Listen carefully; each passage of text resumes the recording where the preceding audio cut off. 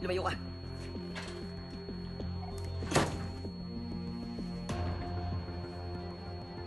If you turn off the monitor, there's no possible way to confirm that the heartbeat has come back.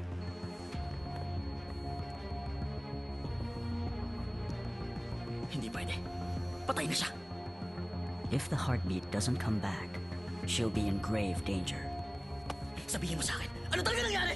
Nakikita mo naman, tumigil na ang tibok ng puso niya at wala nang pupillary Pwede ba huwag response. mo na akong lokohin? Maayos ang lagay niya. Bakit bigla siya magkakaganyan?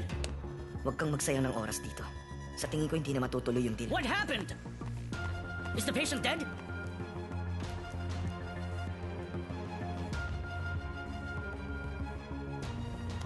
Successful ang surgery sa kanya. Ibang dahilan kaya siya nagkaganyan.